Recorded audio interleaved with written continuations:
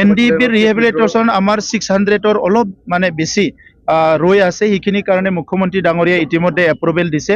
सिबिनां बड'फा उपेन्द्रनाथ ब्रह्मआ जोंनि गेजेराव गैला, नाथाय बिथांनि गालांनाय जा सानस्रि सोदोमस्रि आरो थांखि बेयो जोंनि बर' माहारिनि बिखायाव गोथां जानानै दङ आरो अरायसम गोथां जानानै थागोन।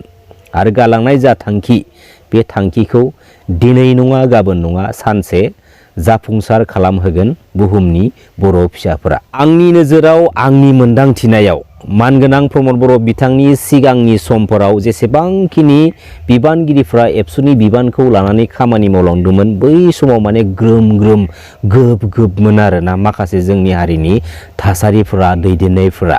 नाथाय दिनै फैयै फैयै जों मोनसे समाव मोनसे स्टेजाव ओरैबायदि नुनो मोनबाय जे गालांनाय जा सानस्रि सोदोमस्रि आरो थांखि बेनि माखासे बेनिफिट्सफोरखौ माखासे लिडारफोरा गावबा गावनि पार्सनेल बेनिफिट्सनि थाखाय आन्दै बाहायबोनायखौ जोङो एसेब्लाबो माने हमदां हरनो हायो।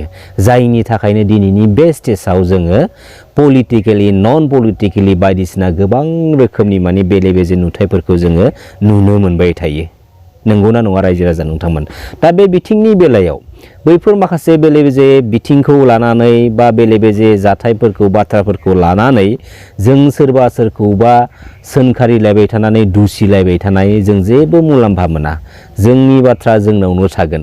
नंगौना नङा रायजो राजा नोंथांमोन? बेखायनो जोंनि हारिनि माबा मोनसे जेंनाखौ जोंनि हारिनि बर' फिसाफोरानो रुजुना लाखानांगोन।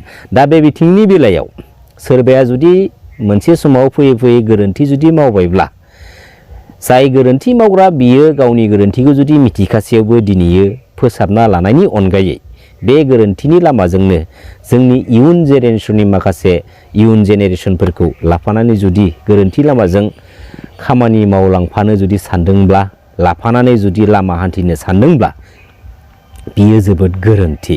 आरो फैबाय थानाय समाव जों बेफोरबायदि लिडारखौ जों मालाबाबो सापर्ट खालामा। मानव गेदेर प्रमद बर' बिथांनि जिथु बिटिसिखौ दैदेननाय जि सरकार बे सरकारा 4 बोसोर आबुं जाबाय आरो बिनि मुङैनो आंनि समस्ति बे पानेरिनि भेरगावआव दिनैहाय मोनसे मा होनो उत्सव हिसाबै बेवहाय खुंफुंनाय जादों आरो बेवहाय फैनानै मोजां मोनबाय बयखौबो लोगो मोननानै।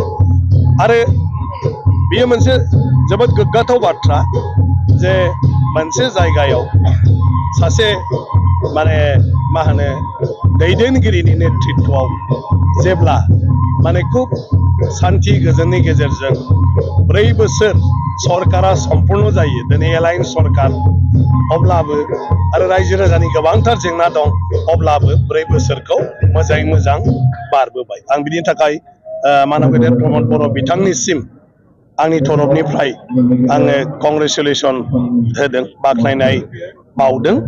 आरो बे 4 बोसोराव बिथाङा गोबांथार जेंनाफोरखौ नाजानायनि गेजेरजों माखासे मावफुंनो हादों आरो माखासेखौबो नाजागासिनो दङ।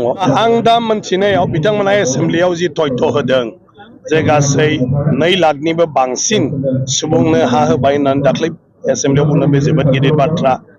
आरो बैसुमुथिनि दारै बिटिसि ओनसोलनि गासै माने जि हा गैयै रायजोफोर बा गुबुन गुबुन जायफ्रा हा हुआ दासिमबो गेलेमेले जानानै दं बेफोरखौ सेटेलमेन्ट होनायनि खामानिखौ मावगासिनो दङ। दा बेफोर गिदिरथार जेंना, बे खामानिफ्रा जुदि मोजाङै जाफुंसारो रायजो राजानि थाखाय बियो मुलाम्फा जागोन। आं सानो 2 लाखनिबो बांसिन बे जिथु हा होदों बे हा होनाया गोबां मानसिफ्रानो बेवहाय मुलाम्फा जादों आरो बिनि बायदिबो गोबां बायदिसिना हाबाफारि लानानै खामानि मावगासिनो दङ। आरो बेफोर जेफोर खामानि बिथांमोना बुंदों होदों बा मावदों बेयो थारैनो मोजाङै मोजां जाफुंसारहैजोबोब्ला आं सानो बिटिसि ओनसोलनि रायजो राजानि थाखाय माने जोबोर मोजां हाबा जागोन आरोखि। जोंनि हारिनि जेसेबांखिनि जेंना सुस्रांनो गोनां दङ आरो एनडिबि ब्रादार्सफोरनि जेसेबांखिनि जेंनाफोर दङ जों जायखि जाया समावनो बैफोरनि माखासे जेंनाफोरखौ थाबैनो मावफुंना होनो थाखाय जायखिजाया समावनो जोङो सोरबा पलिटिकेल लिडारखौ जोङो प्रेसार खालामनो हायो। नाथाय बैफोर समफोरखौ बारहो हरजोबखांनायनि उनाव जेब्ला बिसायख'थि खाथि सफैयो अब्लासो बै माखासे जोंनि हारिनि लिडारफोरा ससियेल मिडिया प्लेटफर्मनि गेजेरजों गावबा गावनि मोखांखौ गुरब्लाब्ला दिन्थिफैनानै बाथ्राफोरखौ बुंफैयो। दा बेनि आन्दोनि इस्युआ मानि थाखाय मा जाहोननि थाखाय बिसायख'थि खाथि सफैब्लाल' बैफोर बाथ्राखौ बुंफैनो गोनां बाध्य जानानै फैयो। जाय बायदि थासारियाव माखासे बाथ्राफोरखौ बुंनानै होफैयोना थारैनो जोंहा मोनसे कनफिउज जानानै फैयो जे बेनि आन्दोआवबो पलिटिकेलि इस्यु दं नामा, जायनि थाखायनो बेफोरबायदि थासारिनि समावसो बेफोरबायदि माखासे इम्पर्टेन्ट बाथ्राफोरखौ दिनै बुंफैनो गोनां बाध्य जाबाय। नंगौना नङा रायजो राजा नोंथांमोन? दा जियानो जादोला थारैनो जुदि पलिटिकेलि इस्यु दंमारोब्ला बैफोर बुंग्रा मानसिफ्रा आन्दैयै बबेबा मोनसे पलिटिकेल पार्टिनि खामानिखौ मावखुमागासिनो दङ, जायनि थाखाय बैफोर माखासे बाथ्रानि गेजेरजों जोंनि बर' हारिनि रायजो राजाफोरखौ बाथ्रानि गेजेर गेजेर आन्दायबाय होनो नाजागासिनो दङ आरो नाजाबाय दङ। फैबाय थानाय समाव बेखौनो आं खावलायगोन जे रायजो राजा नोंथांमोन बेफोरबायदि पलिटिकेलि इस्यु डायलगफोरखौ जों रायजो राजाफ्रा इम्पर्टेन्ट दा होसै। मिथिबाय? जोंनि माखासे बेसेनफोरखौ जोङो ओरैनो ओइलाम दा खालामसै। এনডিপি রিহেবিলিটেশন আমার 600 অলপ মানে বেশি রয়ে আছে, সেইখিনি কাৰণে মুখ্যমন্ত্ৰী ডাঙৰীয়া ইতিমধ্যে এপ্ৰুভেল দিছে। আমি আশা ৰাখিছোঁ 27 জানুৱাৰীৰ ভিতৰত তেখেতসকলক দিব পাৰিম। আৰু শ্বহীদসকলৰ ক্ষেত্ৰত আমাৰ এপছুৰ শ্বহীদ, এনডিপিৰ শ্বহীদ, বিএলটিৰ শ্বহীদ, যিবিলাক শ্বহীদৰ ক্ষেত্ৰতো আমি অসম চৰকাৰৰ লগত কথা পাতি আছোঁ। আৰু মুখ্যমন্ত্ৰী ডাঙৰীয়া বহুত পজিটিভ, কিন্তু কিছুমান আমাৰ আগৰ এপ্ৰুভ হোৱা লিষ্টবিলাকত কিছুমান কেৰুণ আছিলে, এইবিলাক পুনৰ আজি ৰিভিউ কৰা, চিন্তা চৰ্চা কৰা চলি আছে। গতিকে এই কামটোতো সফল হ'ম বুলি মই আশা ৰাখিছোঁ। কেছৰ কাৰণে ইতিমধ্যে আমাৰ চৰকাৰৰ পৰা NIA লিখা হৈছে বা ভাৰত চৰকাৰক, যাতে যিবিলাক কেছ কনভিক্টেড নহয় বা হাইনেছ ক্ৰাইমৰ ভিতৰত যিবিলাক অলপমান উইথড্ৰ কৰিব পৰা নেচাৰৰ কেছ আছে, এইবিলাক চব ৰিটাৰ্ণ কৰিবৰ কাৰণে ইতিমধ্যে মুখ্যমন্ত্ৰী ডাঙৰীয়াৰ নিৰ্দেশত কেন্দ্ৰ চৰকাৰৰ লিখা হৈছে। আৰু ইয়াৰ কাৰণে কেন্দ্ৰ চৰকাৰে বিবেচনা কৰি আছে। মই শেহতীয়া মানে কেইদিনমান আগতে গৃহমন্ত্ৰী ডাঙৰীয়াক লগ কৰিছোঁ, গৃহ সচিব ডাঙৰীয়াক লগ কৰিছোঁ, আমাৰ সজাতি দলে লগ কৰিছে। মুখ্যমন্ত্ৰী ডাঙৰীয়াই ইয়াৰ কাৰণে ফ্ৰিকুৱেণ্টলি কাম কৰি আছে। গতিকে এই কেছবিলাককো আমি কম সময়ৰ ভিতৰত উইথড্ৰ কৰিব পাৰিম বা সমাপ্ত কৰিব পাৰিম বুলি মই আশা ৰাখিছোঁ। ইতিমধ্যে এইটো চাই আছে আৰু এই কমপ্লেইণ্টৰ বহুতৰে বেচিছ নাই। সেইটো তেনেকুৱাই আশা কৰিছে কোনোবাই যে মোৰ নাম্বাৰটো বেছি। আচলতে ইয়াত তেখেতৰ কোনোবা এটাত ভাল আছে যদি কোনোবা এটাত বেয়া আছে, কাৰোবাৰ কোনোবা এক নম্বৰ বেছি থাকিব পাৰে, কিন্তু তাৰ বেলেগ দিশত চাবলৈ গ'লে কাৰিকুলাৰ এক্টিভিটি আছে, কিবা আছে। চ' এইবিলাক চব প্ৰচেছেদি কৰি আছোঁ। আৰু মই প্ৰত্যেকটো বিষয়টো মই নিজে চাই আছোঁ, কাৰণ আগৰ সময়বিলাকত দুখীয়া ল'ৰা ছোৱালীবিলাকে ঘোষৰ কাৰণে চাকৰি ল'ব পৰা নাছিলে।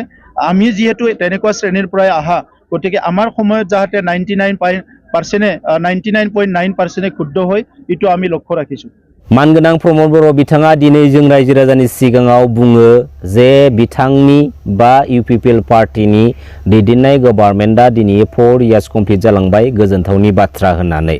नाथाय मानगोनां प्रमद बर' बिथांनि गभर्नमेन्टआ जुदि दिनै 4 इयार्स कमप्लिट जालांबायब्ला बेवहाय मोनसे सोंथि बेरखाङो जे BTR एक'नि गेजेरजों लानानै फैनाय दफाफोर आरो मावफुंनानै लानो गोनां माखासे खामानिफोरा बे थांनाय 4 इयार्सनि गेजेराव बेसेबांखिनि मावफुंजाखो आरो बेसेबांखिनिया मावफुंनानै होजाखो, आरो मानगोनां प्रमद बर' बिथांनि सरकार थानाय समाव बैफोर खामानिफोरा बेसेबांखिनि माने साक्सेस जागोन आरो साक्सेस खालामनायनि लामायाव नांथाबनानै दङ। बैफोर माखासे बाथ्राखौ लानानैसो दिनैनि समाव जोंनि हारिनि गासै रायजो राजाफोरा लामा नायनानै दङ। दा बैफोर माखासे बाथ्राखौ मानगोनां प्रमद बर' बिथाङा उदिस दंना गैया, बेनि सायावसो जोङो साननो गोनां बाथ्रा जानानै फैदों। नंगौना नङा रायजो राजा नोंथांमोन?